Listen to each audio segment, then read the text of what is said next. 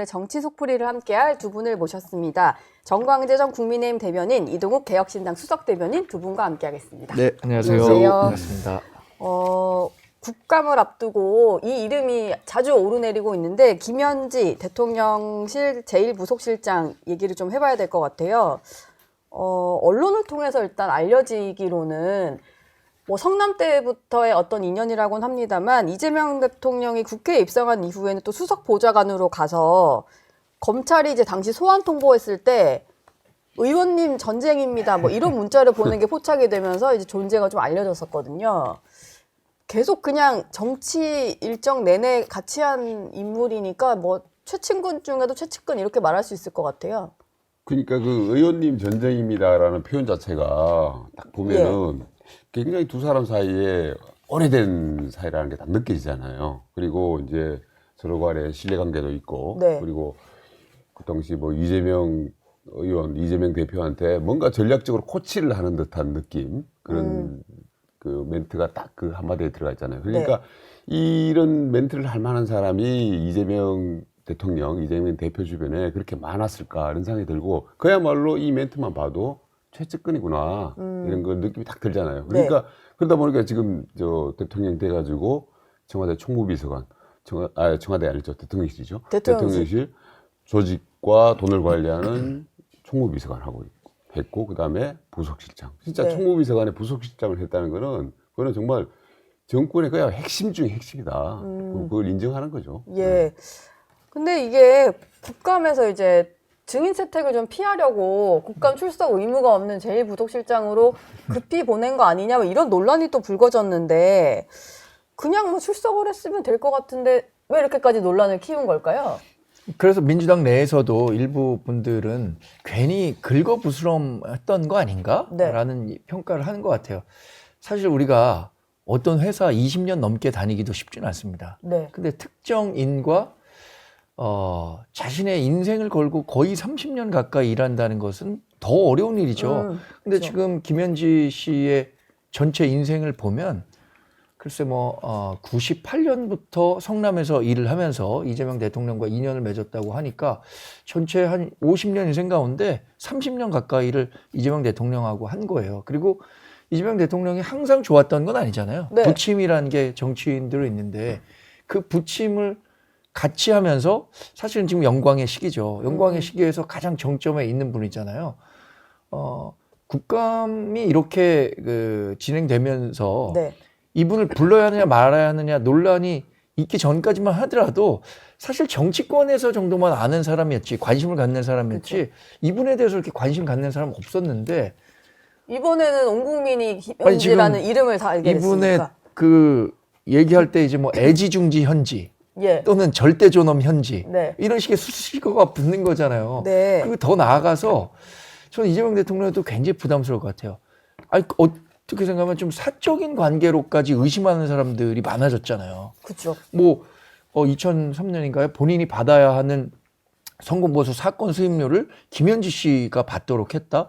이거는 제가 그 법조인들 많이 아는데 이런 식으로 자기의 성공 보수까지 특정인에게 몰아준 경우 그거 못 봤거든요. 그러니까 불필요한 오해들을 본인들 스스로 만들고 있는 거 아닌가? 민주당 스스로 이걸 자초한 거 아닌가라고 해석해 볼 수밖에 없겠어요. 뭐 신뢰관계가 깊고 좀 오래 함께 일을 한 참모인데 괜한 오해까지도 불러일으키는 뭐 그런 상황이 된 것 같아요. 근데 그러다 보니까 민주당 쪽에서, 민주당도 그렇고 대통령실 쪽에서도 나오는 얘기가 국감에 안 나갈 이유가 없다 뭐 이런 얘기도 했고, 박지원 의원 같은 경우는 본인은 나가고 싶다면서 전의에 불타고 있다 이런 얘기를 했고, 우상호 정무수석도 100% 나간다 이런 얘기를 했어요. 이게 진짜 나가겠다는 얘기일까요? 아니면 본인 의사가 있다 근데 민주당 차원에서는 좀 불출석으로 막아주겠다 뭐 이런 전략일까요? 그러니까 제가 이제 지난주에 이 자리에 나왔을 때 그때 이제 막 전날 그게 문제가 됐었던데, 운영위에서. 그래서 왜 저걸 안 내보내가지고 문제를 키우냐라고 이제 제가 말을 했던 기억이 나는데, 이거는 지금 뭐 부스럼 정도 수준이 아니고 이제 뭐 거의 종기, 뭐 피부암 정도까지 이제 번져버린 사안이 돼버렸잖아요. 그러니까 뭐 전 국민적인 어떻게 보면 관심사, 최대 관심사예요, 지금. 그래서 뭐 추석 밥상에도 올라간다 그러는데 이렇게 재밌는 소재가 대통령의 어떤 측근 여자분이 계신데 네. 뭐 학력도 몰라, 뭐 베일에 고향도 감춰진. 몰라, 나이도 네. 몰라 이런 분이 또 있으니까 정말 재밌는 추석 특집 드라마 같아요. 그래서 하여튼 이 소재는 계속 돌고 돌면서 국민들 사이에서 운영이 국감이 아마 11월 달에 초에 하는 걸로 알고 있는데 네. 그때까지 계속 얘기가 나올 수밖에 없어요. 그러니까 이거는 빨리 정권 차원에서도 매듭을 지어줘야 돼요. 나갈 거다라고 해야 되는데 지금 여권에서 나오는 얘기를 보면은 뭐 박지원 의원이나 이런 분들은 뭐 나갈 거다라고 이제 말을 하고 우상호 정부수석도 그렇게 얘기를 하는데 또 다른 얘기도 있어요. 그러니까 조정식 의원 같은 경우에는 네. 굳이 나갈 이유가 없다. 그렇죠. 그런 얘기도 하고 하니까 이게 서로 의견이 좀 다른 것 같기도 하고 그리고 실제로는 내보내고 싶지 않은 속마음이 있는 거고 그러다 보니까 국회 가가지고 뭐 어떻게 하다 보면은 또 민주당에서 반대하고 해가지고 네. 안 나오게 되지 않겠나 뭐 이런 기대를 하는 것 같기도 하고요. 그냥 그래서. 이슈에서 좀 사라졌으면 하는 바람이 좀 있겠죠. 그런데 이거 그냥 여권에서는. 놔두면요 계속 이게 확산되고 굉장히 이 관심 있는 국민들의 관심사가 높고 그런 아주 휘발성 높은 소재이기 때문에 빨리 네. 좀 매듭을 지어줘야 된다고 저는 생각을 합니다. 지금 뭐 국민의힘 같은 경우는 김현지 부속실장의 어떤 이력이 너무 감춰져 있다 이런 의혹을 좀 제기를 하시던데 어제 잠깐 나왔던 얘기는 이제 김현지 실장이 총무비서관 할 때도 인사수석은 그 당시 없었지만 인사에 다 관여를 했다. 그래서 차관급인 산림청장까지 본인의 뭐 은사를 임명을 했다. 뭐 이런 주장이 나왔었는데 일단 산림청도 반박을 했고 대통령실도 부인을 한 상황인데 처음 그 의혹을 제기했던 김장겸 의원 같은 경우는 여전히 김인호 산림청장과 김현지 부속실장이 성남의제 20일 여기서 함께 활동을 한 인연 때문에 임명한 거다. 또 다른 의혹을 또 제기하셨더라고요. 그러니까 뭐 사제지간은 아니었던 것 같아요. 네. 왜냐하면 거의 믿을 만한 소식통들의 의견을 종합해 보면 이분은 상명여대를 졸업한 걸로 보여요. 김현지 학번은 실장이요? 네, 학번은 뭐 93학번 정도 되는 것 같습니다. 네. 광주 출신이라는 것 같고. 그래서 김장겸 의원이 얘기했었던 신구대 출신이다. 이거는 그 사실이 아닌 것으로 봐야 될 것 같은데 그 산림청장을 맡고 있는 김인호 산림청장과는 인연은 있습니다. 네. 성남의제 21이라는 곳에서 사무국장으로 있었었고 정책위원장으로 있었으니까 두 분이 인연이 있는 거죠. 그러면 그 인연을 바탕으로 왜 갔을까라고 의심해 볼 수 있을 것 같아요. 네. 그래서 김현지 그 부속실장에 대해서 어떤 정보들이 공개되지 않는 것을 두고 아니 선출직 공무원도 아닌데 본인이 공개하고 싶지 않으면 공개 안 해도 되는 거 아니냐 이렇게 얘기하는 분들이 있는데 사실 총무비서관이 대통령실에서 3급 이하의 인사에 다 관여를 합니다. 네. 근데 그 사람에 대해서 왜 우리가 뭐 학교를 어디 다녔는지 고향을 어디 다녔는지 궁금해하는 건 그 사람과 사적 인연으로 얽힌 사람들이 혹시 대거 기용되는 거 아니야? 라고 의심해 볼 수 있잖아요. 네. 그런 부분들에 대한 검증을 하는 차원에서는 그게 반드시 필요하다고 생각하고요. 그렇기 때문에 이런 공적인 자리에 나오려고 하는 사람들은 본인의 이걸 뭐 사적 정보다 개인 정보다 이런 그 얘기를 갖고 거기 뒤에 숨으려고 하면 안 된다고 생각합니다. 네. 또 하나는 그 국감에 나오냐 안 나오냐 본인 나오겠다라고 한다는 것으로 전해지잖아요. 네, 전원으로는. 나오면 되는 거예요. 그리고 본인이 직접 나 나가겠다. 국회 결정에 100% 따르겠다가 아니라 국민의힘이 원한다면 내가 나가겠다라고 하면 얼마나 당당하게 설명을 할 수 있겠습니까? 예. 그런데 지금 국회라는 것은 일종의 빌미, 그러니까 구실을 만든 거잖아요. 그렇죠. 근데 여야 합의가 뭐 네. 당연히 좀 안 될 테고. 운영위원회 위원장은 지금 그 김병기 원내대표, 민주당 원내대표가 예. 운영위원회 위원장 맡고 있고 거기 운영위원회도 다수의 위원들을 민주당이 하고 있는데 그거 받아주겠습니까? 그러니까 지금 안 나가려고 하는 빌드업의 구실을 국회에서 부르면 가겠다라고 하는 거죠. 이게 저는 이 사건 보면서 이런 예. 생각이 들 텐데, 그러니까 김현지 씨가 정말 최측근이잖아요, 이재명 대통령의. 그런데 물론 이제 김용, 정진상 이런 분들도 있는데 그런 분들의 특징이 그야말로 잘 알려지지 않은 사람들, 그야말로 누군지도 모르는 이력이 사람들. 알려지지 예, 않은. 그런 사람들이고 그러니까 여권 전체로 봤을 때도 비주류 중에 비주류, 네. 뭔가 좀 마이너리티 느낌이 있는 그런 분들이잖아요. 그러다 보니까 이 이재명 대통령이 정말 2018년까지도 이제 성남시장을 하셨어요. 그러다가 그 이후에 몇 년 사이에 뭐 경기지사 하시고 의원 되고 여당 대표 되면서 대통령이 됐는데 정말 어렵게 정말 비주류 사단을 이끌고 대통령이 됐구나라는 걸 알게 되고 네. 그러면서 그야말로 여권 내에서 이재명 대통령에 대해서 뭐랄까요 좀 저 사람은 육두품이야 선골진골 아니야 이런 분위기가 있었잖아요. 그래서 그러면서 지금 어떤 일이 벌어졌냐면은 여권 내에서 명청대전이라는 게 벌어지는 게 사실은 집권하자마자 그런 일이 벌어졌다는 거는 이재명 대통령에 대해서 뭔가 좀 여당 내에서 여권 내에서 인정하지 않는 분위기가 있는 거 아닌가 이런 건데 네. 사실은 이 김현지 비서관, 김현지 실장을 보면서 그런 느낌을 이제 확인을 다시 하게 되는 거죠. 어쨌든 말씀하신 대로 추석 밥상 이슈가 될 수밖에 없는 게 이게 아직 결론이 안 났다 보니까 뭐 진짜로 나올지는 한번 지켜보도록 하겠습니다. 그리고 또 한 가지 그 국민의힘 진종호 의원이 제기한 의혹이 있는데 일단 의혹이 불거지니까 탈당한 민주당 소속의 서울시 의원이 내년 지방선거를 겨냥해서 종교 신도들을 대거 동원하려고 했다는 의혹이고요.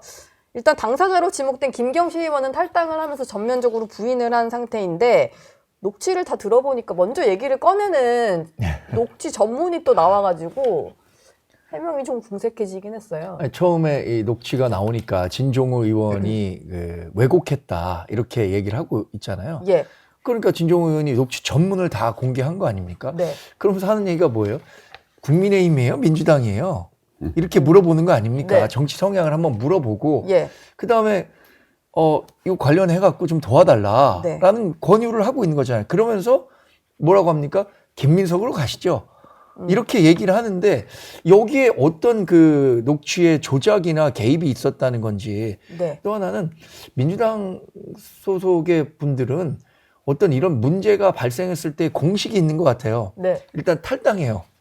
탈당. 그리고 그 다음에 뭐 진실을 규명한 후에 자기가 당에 돌아오겠다라고 얘기하고 부인하고 왜곡했다 이렇게 상대방을 공격하는 거죠. 네, 모함이다. 지금 김경시 의원이 똑같은 공식에 따라서 이 대응하고 있는 거예요. 그런데 저는 이 내용은 우리 당이 이 통일교의 집단 그 당원 가입 이 문제 때문에 굉장히 시끄럽잖아요. 예. 수사도 진행 중이고 계속. 그거는 사실 모르겠어요. 이제 특검이 얼마나 규명해낼 수 있을지 모르겠지만 이것도 진행 중이었는지 아니면 일부가 정말 들어와서 당비 대납까지 있었는지 이건 그 민주당 내에서 자체 감찰로 해결될 문제가 아니잖아요. 네. 어제 국민의힘 고발을 했으니까 국민의힘이 이 김경시 의원에 대해서 고발했으니까 수사 당국에서 명확하게 수사를 빨리빨리 진행해줘야 된다고 생각하고 이게 정말 특검이 필요한 사안이에요. 특검이라는 건 뭐냐면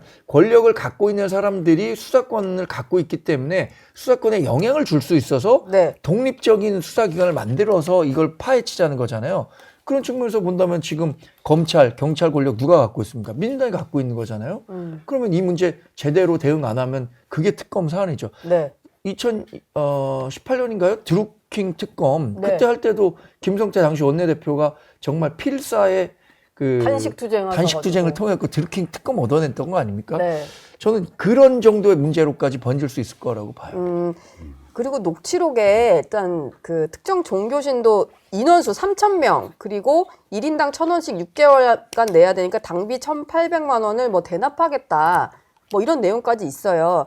근데 일단 제보자라는 분 같은 경우는 당비 대납 부분이 문제가 될 것 같아서 실제로 가입은 하지 않았다 이렇게 해명은 하고 있다는데 동료한 사실만으로도 뭔가 좀 문제가 있다 처벌이 가능한 걸까요? 이게 뭐 법적으로는 좀 따져봐야 될 것 같은데요. 예. 일단 이런 얘기들이 구체적으로 오갖고 이거는 사실 정치권의 관행으로 봤을 때는 이런 뭐 거의 사실로 보여집니다. 그러니까 가입 여부와 관계없이 네. 이런 것들이 한차 뭐 경선을 앞두고 선거를 앞두고 정치권에서는 뭉태기로 입당원수를 받아가지고 경선에 영향을 미치고 지금 뭐 국민의힘에서는 종교단체 그러니까 통일교하고 통일교. 그 신천지 문제가 불거졌지만은 기존에 뭐 종교뿐만 아니더라도 여러 단체를 통해서 뭉태기 입당 이런 것들은 관행적으로 있어 왔기 때문에 이 부분들에 대해서는 그냥 시도만 한 건지 실제로 이루어지는지는 뭔가 추후 조사를 통해서 밝혀져야 되겠죠. 예. 그리고 사실 뭐 지금 그 문제가 됐던 서울시 의원 같은 경우에 이제 강서구 출신의 강서구가 지역구더라고요. 네.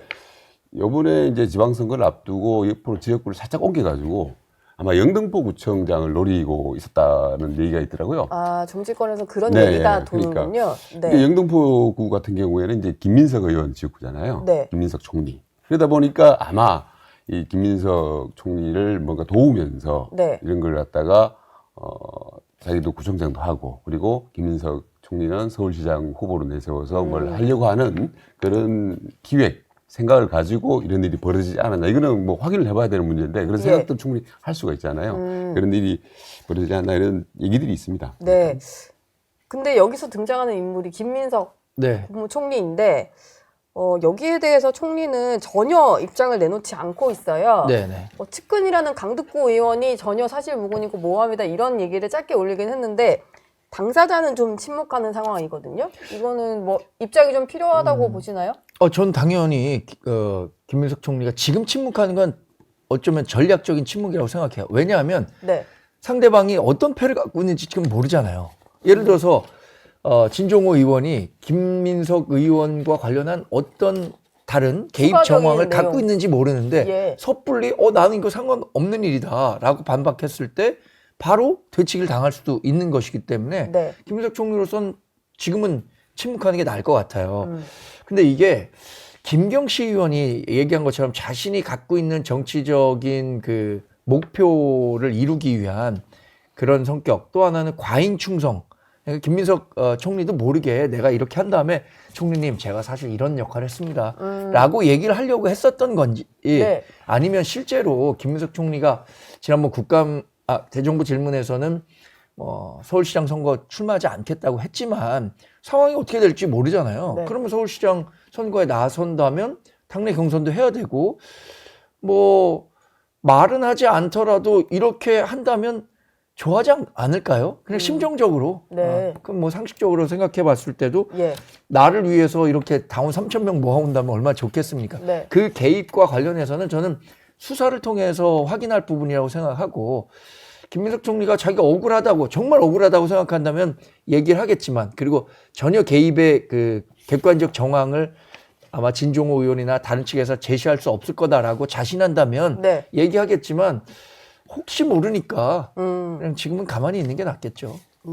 알겠습니다. 이거는 뭐 당내 조사도 하고 있으니까 한번 지켜봐야 될 근데 것 같고요. 당내 조사라면 안 되죠, 이거는. 당내 조사만 한다면, 우리도 그러면 통일교 의혹과 관련해서 당내 3,500명 조사만. 우리 원래 통계적으로도 한 12만 명 들어오는 게 맞다라고 예. 설명한 걸 갖고 설명 자료를 낸다면 국민들이 이해하겠습니까? 당내 그것도 조사는 특검 수사가 진행 중이고 그렇죠. 이것도 어제 고발하셨으니까 경찰 조사를 좀 지켜보실 텐데 미진하면은 이건 특검 사안이다. 종교가 이제 태고종이잖아요, 불교. 네. 그런데 어쨌든 의혹의 대상이 됐는데 이건 똑같이 사실 국민의힘하고 케이스가 거의 비슷해요. 그러니까 하려면 잣대는 똑같아야 돼요. 예, 종교단체가 개입했으면 이건 헌법 위반이고 네. 선거법, 정당법 다 위반이에요. 그러니까 이거는 진짜 말씀하신 대로 자체 조사로 끝날 일은 아니다. 네. 뭐 그렇게 생각을 합니다. 알겠습니다.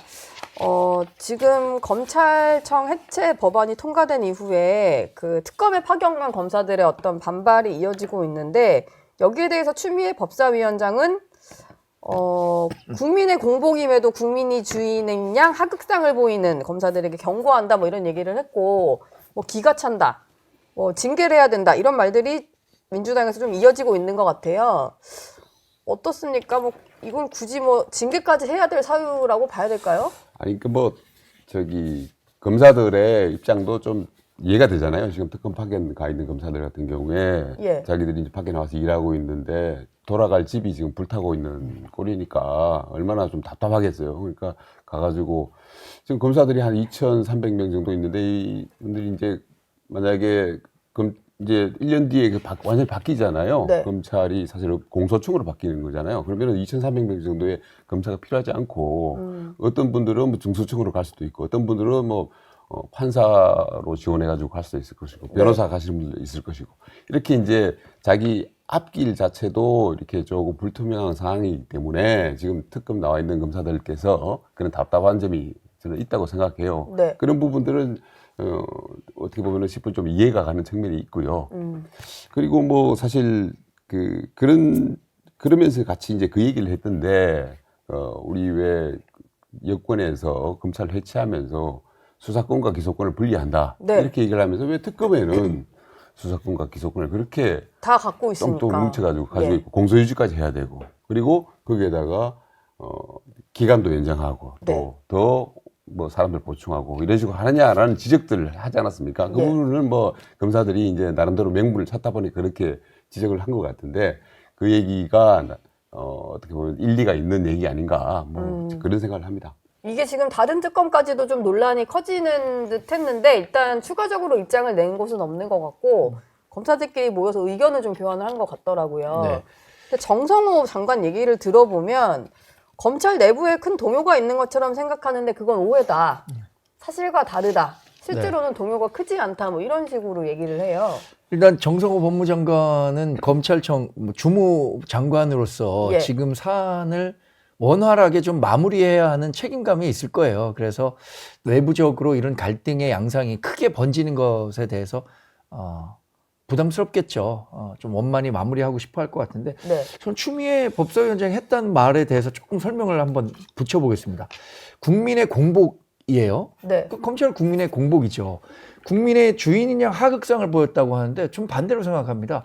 국민이 이렇게 위험해질 수 있기 때문에 국민의 공복으로서 경고음을 계속 내고 있는 거예요. 우리가 요새는 뭐 강아지들 다 집에서 키우지만 옛날에 강아지 개 왜 길렀습니까? 외부에 적이 침입하거나 위험 요인이 있을 때 짖으라고 강아지 네. 또 개 길렀던 거 아니에요? 네. 지금 검찰도 그 국민의 공복으로서 국민이 이런 검찰 개혁을 통해서 상당히 어려운 상황, 위기에 처할 수 있다라는 점을 그 경고하기 위해서 그 경고음을 냈다고 생각하거든요. 지금 검찰들이 아마 자기 존재 부정을 당하는다는 차원에서 굉장히 어려울 거예요. 그리고 이런 성명을 냈었을 때, 야, 자기 밥그릇 지키려고 저렇게 열심히 하는구나라는 비판을 받을 수 있다라는 것을 이 성명을 내는 40여 명의 검사들이 몰랐었던 건 아닐 겁니다. 네. 근데 그럼에도 불구하고 본인들이 내야 할 목소리가 있다고 생각했기 때문에 이거 냈다고 보거든요. 근데 그것을 단순한 뭐 투정과 밥그릇 지키기로 폄하하는 민주당의 문제가 오히려 더 크다고 생각합니다. 어제는 뭐 직접 특검 사무실 찾아가가지고 항의까지 했잖아요. 이거 관련해서. 그러니까 뭐 여당 쪽에서 이제 강하게 초기에 이제 진화를 하려고 생각을 하는 것 같아요. 네. 검사들이 또 이제 특검을 중심으로 해서 반발을 하기 시작하면은 전체 검사들이 또 반발할 수 있으니까. 그리고 또 당장 특검 수사도 지연이 되거나 약간 차질을 빚을 수가 있고. 그렇죠. 그러니까 예. 이제 사실은 검찰에 어떻게 보면은 이제 뭐 악마화 시키고 뭐 악의 축이다 뭐 이런 표현까지 하던데 검찰의 업보는 맞아요. 업보는 맞고 그래서 그러다 보니까 검찰이 해체가 되는 결과로까지 뭐 이어지고 있는 것 같은데 네.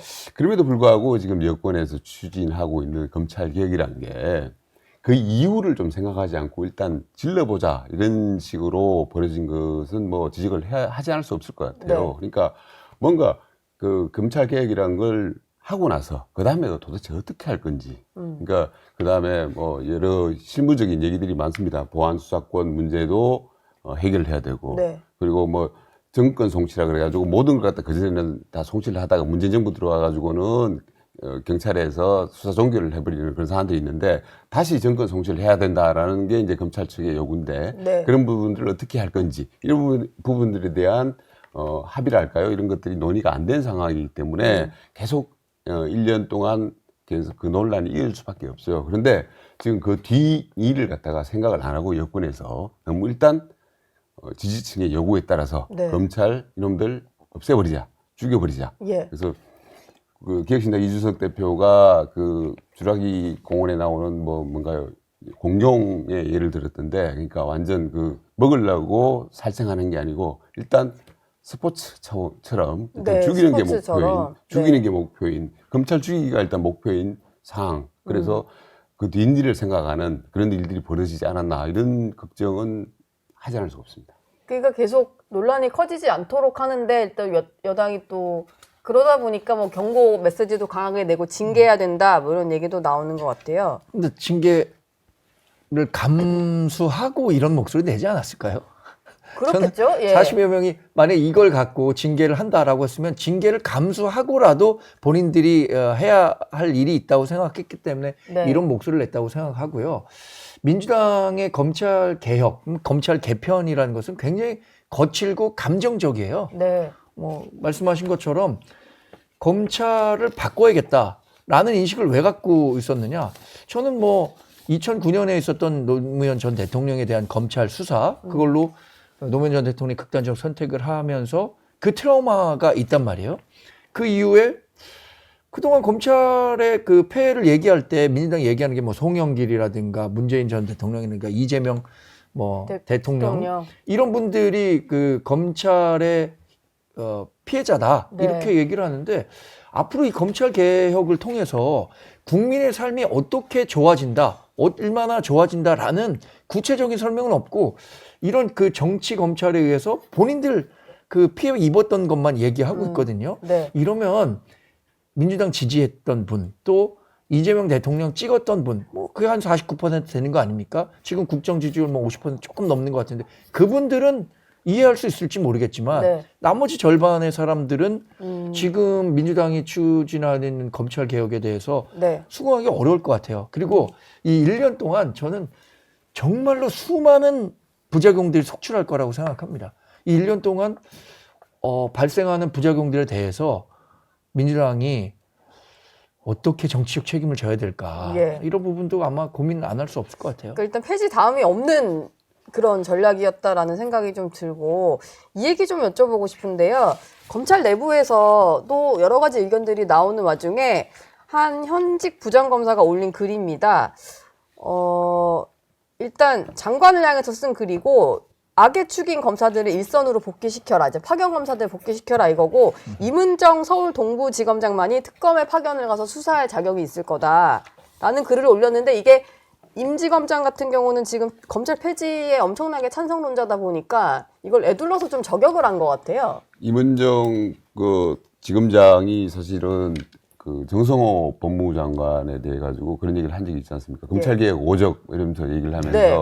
장관까지도 저격을 하고.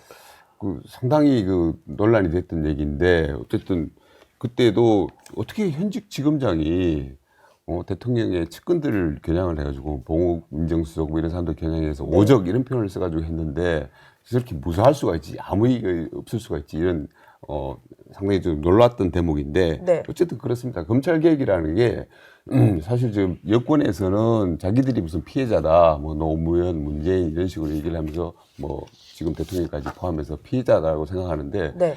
야당 쪽 그러니까 보수 진영 쪽에서도 마찬가지예요. 그거는 그 이명박 대통령, 박근혜 대통령 이런 사람들 다 검찰의 피해자로 볼 수 있는 그렇죠. 거거든요. 지금 윤석열 전 대통령도 그러니까 그렇고.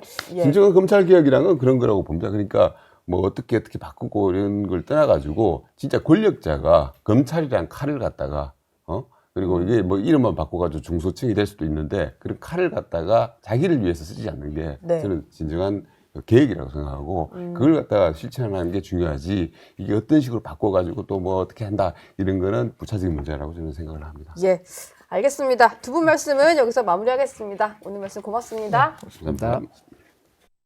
저희 영상 많이 시청해 주시고요. 좋아요, 구독, 댓글, 알림 설정 꼭 부탁드리겠습니다.